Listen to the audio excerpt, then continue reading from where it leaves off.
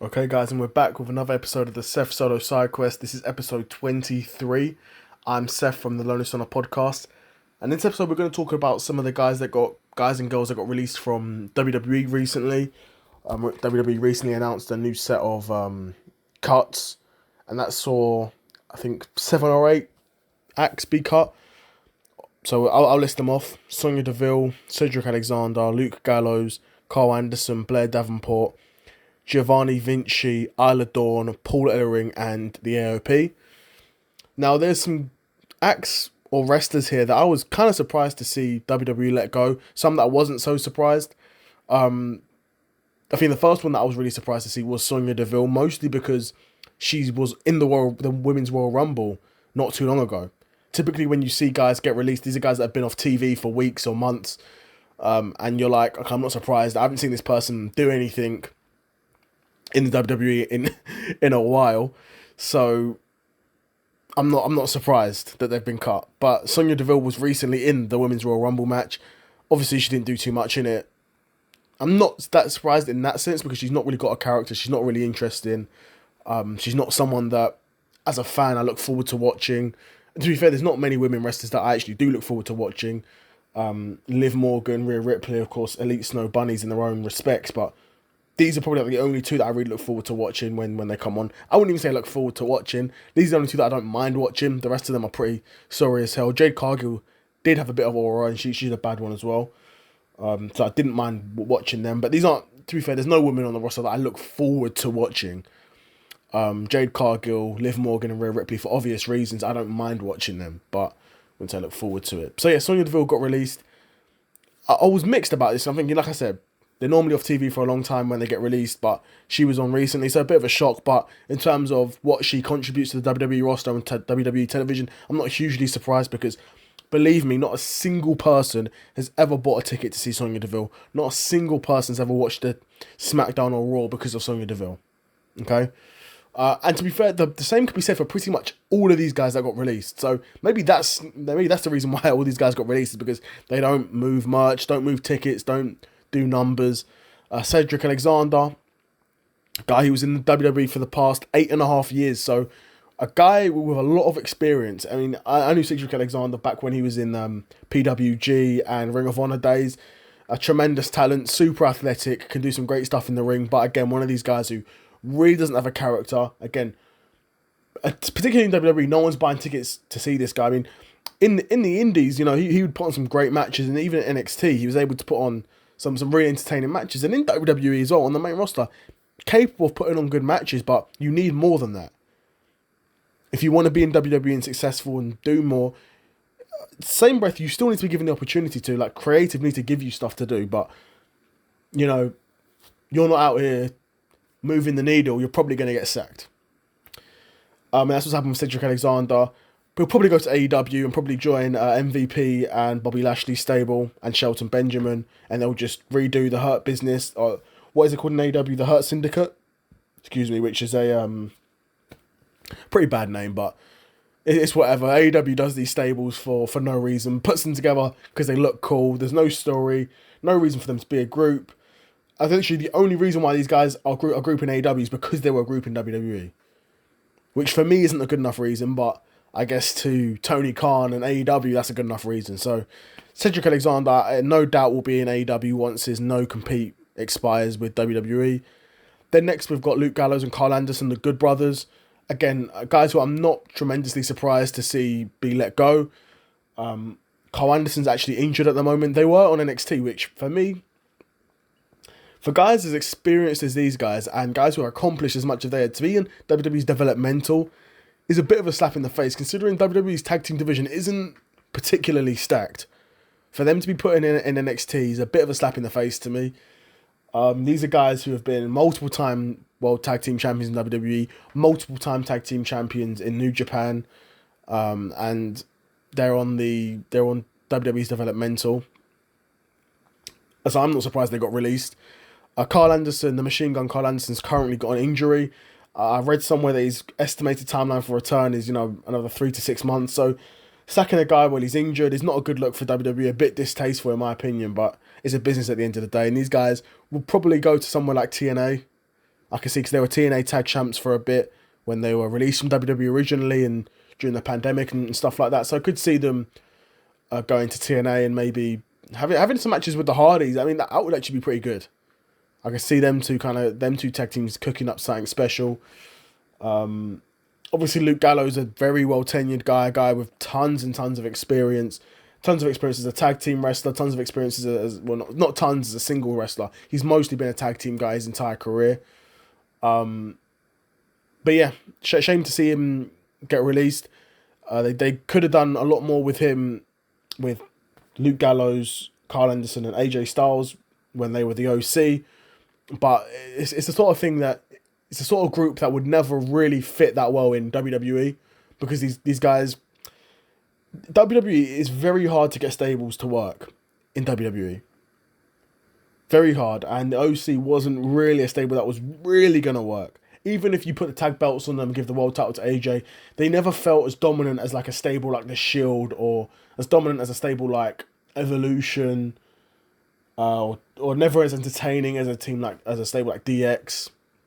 Very few stables in WWE actually work.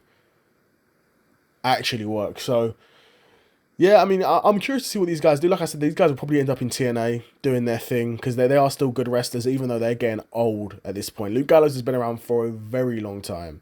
And Carl Anderson must be mid-40s as well himself. So, but maybe these guys go back to Japan as well because they're big stars there. They've accomplished a lot in Japan in the tag team division. Carl Anderson accomplished a decent amount as a singles wrestler in Japan as well. So these guys have got options. It's not like... I mean, Cedric Alexander and Luke Gallows and Carl Anderson, these guys they've got options. They're tenured guys.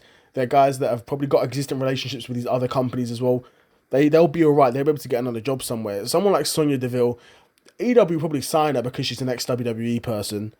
Might give her a few matches and then just like everyone else that Tony Khan signs, once she's kind of bored, once Tony Khan's bored with her, which he will get very bored with her because she's not anything amazing in the ring, nothing amazing as a promo, nothing amazing as a character. Tony Khan will get bored with her and then just, throw her to the side like he does. Then we've got Blair Davenport, who I'm not really even familiar with at all. I'll be honest, I can't be like, oh, she had a good match here. Never seen her wrestle once. Giovanni Vinci, another guy who I'm not really surprised to get released. To be fair, actually, I am a bit surprised to see get released, actually, because Giovanni Vinci came into the WWE, I want to say, as part of the Cruiserweight Classic years and years and years ago. I don't know why I even remember this, but I remember him having a few good matches then. And then, of course, he was a part of Imperium, then got kicked out, then rejoined it, then kicked out again.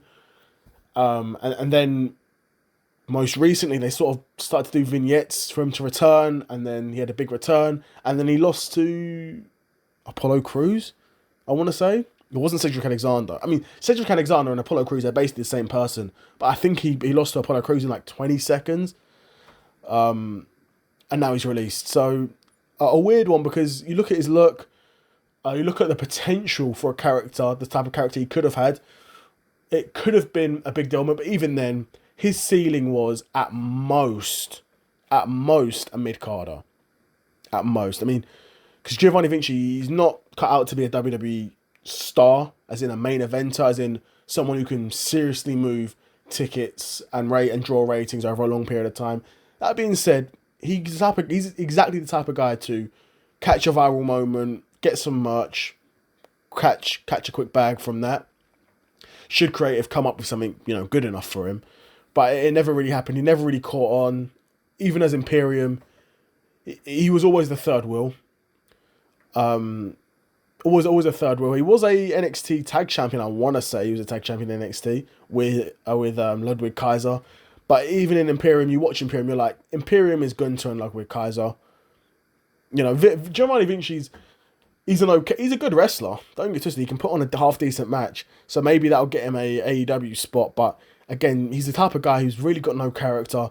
No one's watching for Giovanni Vinci. No one's paying a ticket to see Giovanni Vinci. He might go to AEW, but just like Sonya Deville, the same thing would happen where he might give him, a few matches, a few spots the first couple of weeks while you're like a new toy for Tony Khan. But once he gets bored, he'll just throw you to the side. Isla Dawn, another one, just like Blair Davenport. Couldn't tell you the first thing about her. Then we've got Paul Ellering and the AOP. Now, this kind of feels like a huge, like, wasted opportunity for these guys because AOP are got so much potential as a tag team, right? That being said, these guys came onto the scene, I want to say, like, 10 years ago at this point. No, maybe not 10 years ago, but what would I say? When did they come into WWE? Let's have a look. AOP. When did AOP come into WWE? Yeah, 2016. So damn near 10 years ago now. The Authors of Pain, they arrived in NXT in 2016 alongside Paul Ellering. Now, Paul Ellering is a Hall of Fame manager, previously worked with the Road Warriors. So you're like, off the rip, okay, these guys are serious. And you can see these guys physically dominant force. And in NXT, in their original run, they were definitely booked as that. Definitely booked as that. And then they get called up to the main roster in 2018 without Paul Ellering for some reason. For some reason, they get called up without Paul Ellering. And then they even go on to win the Raw Tag Team Championships once. But they never really felt like they clicked. They had a run with Seth Rollins. They had a run with Karrion Kross.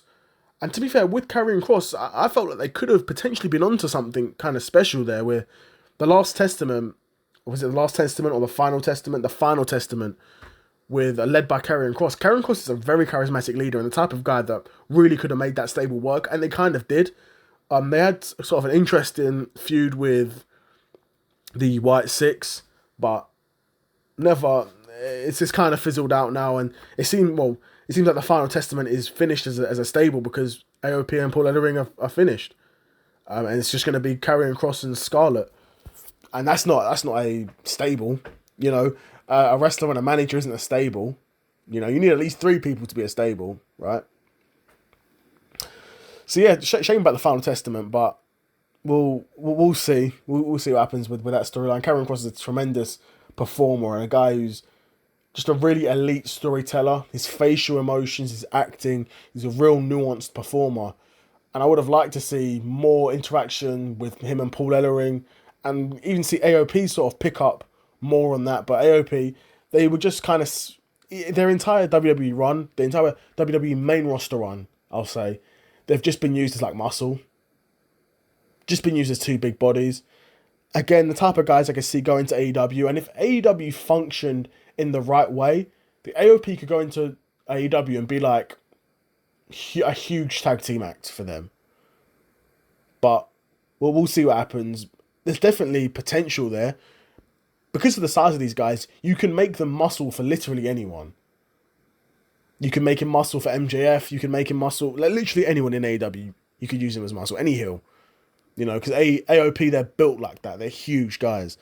And more a dominant force in NXT and are capable of being a dominant force in WWE and in AEW. But we'll see. We'll see. WWE released those guys and I talked about it for a bit. I guess I'm not really surprised. To be honest, there's some acts there that I think still do have potential, and we'll probably see some of that potential outside of WWE now that they've been released. But even then, nowadays in 2025, just because you've been released doesn't mean that that's it for you. At all in wrestling now. You could go to the indies for a few years. In a couple years, WWE might be picking up the phone for you again. And say, we want you back. We've seen your work. So these wrestlers hope they left WWE on good terms, and then they might be back in no time. Because who knows, there might be a storyline with AJ that they want to bring back. Kyle Anderson and Luke Gallows. Who knows? But yeah, that's it from me. It's been episode 23 of the Seth Solo Side Quest, and I'm out. Peace.